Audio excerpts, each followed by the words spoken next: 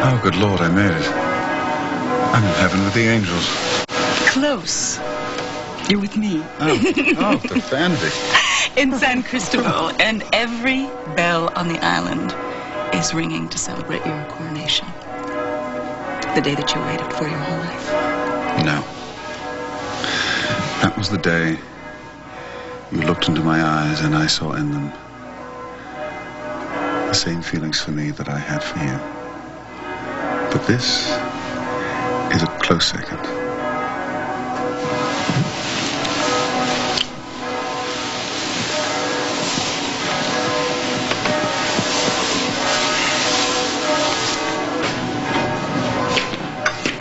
Wow, you're up early. This racket ruin your sleep, too? I've been up since the crack of dawn, on the streets, talking to the people, trying to get some reactions to the new prince, but no one seems willing to speak. Oh, well, I can't imagine why. Edmund exudes such an air of warmth and openness. Makes me want to do something instead of just writing about it.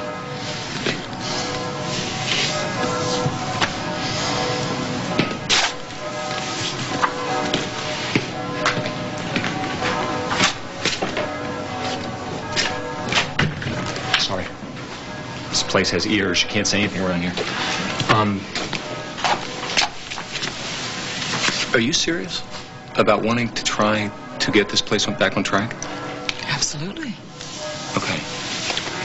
Because we have a friend here, a mutual friend, who I think would be very interested in hearing from you. I think he could find a way for you to pitch in. Would that friend be Noah? It would. This is his cell number. Sounds a little hokey, but learn that and get rid of the paper, all right? How James Bond. I wish it were that entertaining. Believe me, you get caught up with Edmund and his goons, it'll be anything but. I know the prince is still in his room. Just tell him it's me. I have news that can't wait.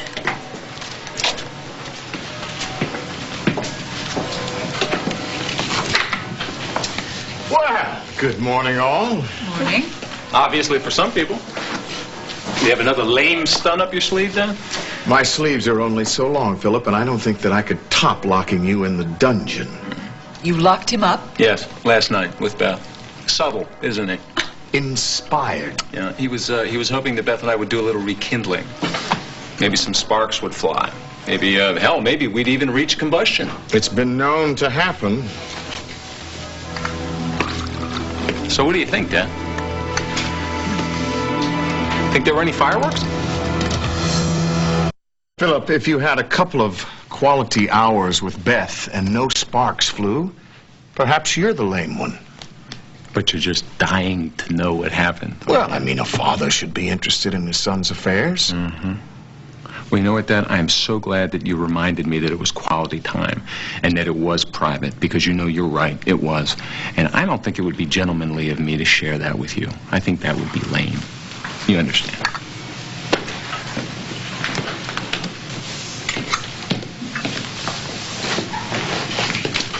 Good morning, all. No, not quite all. What are Miss Lewis and Dr. Ramsey? Well, Olivia is doing some phone business with Josh, and Claire just finished her morning ride, but they'll be here shortly, Edmund.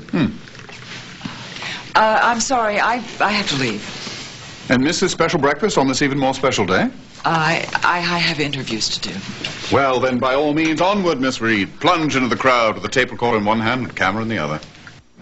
I plan to.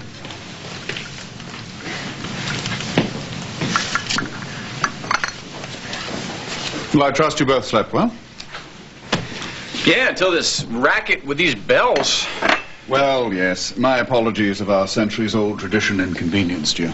Gave me a headache. That's what it did. You know, all kidding aside, is the every bell on the island thing, isn't that just a little over the top? Not in the least.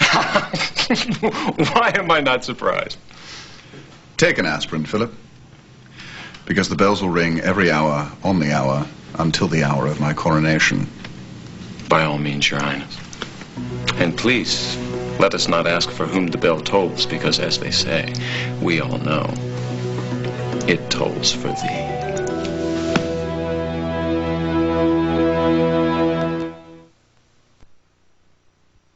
If you meant by that ringing comment that I shall soon ascend to a place higher than this, then thank you. I agree. By day's end, I shall ascend all the way to the throne of San Cristobel. From where you can look down on everyone around. Not everyone. I wonder if I might have a word with Beth. Oh, yes, of course.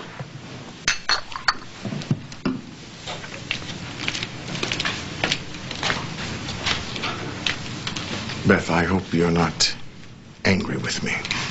Now, why would I be angry? Oh, that's right.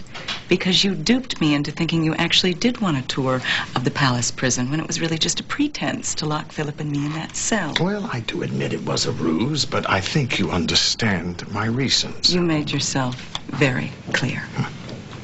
I trust you won't hold it against me. Alan, what you did was completely manipulative and utterly demeaning. But thank you. Am I missing something here? Well, you wanted Phillip and me alone together. No, you insisted on it. And although I didn't agree with the means, it did give us time to catch up.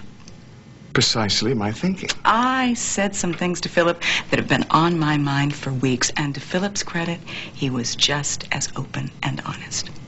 Good. Well, then, how did you leave things?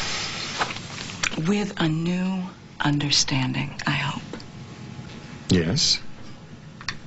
Well, I would like to believe that after what happened last night, Phillip and I can finally be good, true friends. Friends? Yes, Alan, friends. Sharing our children and nothing else. So thank you. Thank you again, because if it weren't for you, Phillip and I might be in a very different place.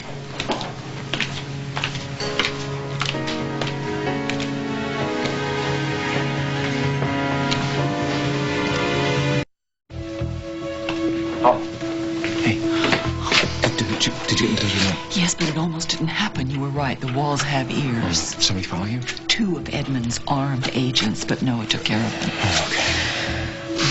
Oh, okay. Okay, so you still think you want to help? Oh, yes. I would love to cut Edmund's celebration short. Already? Where did the morning go? I have no idea. But I'll send the guards to search for it if you like. Well, you seem awfully relaxed for a man about to be crowned prince. I am happy. You're also late. You should be getting ready for your ceremony. I know. It would be in bad form to be late for your own coronation. But on the other hand, there can't be a coronation until I show up. Now, what kind of attitude is that? Selfish. Because the truth is, I can't stand being away from you for even a few minutes.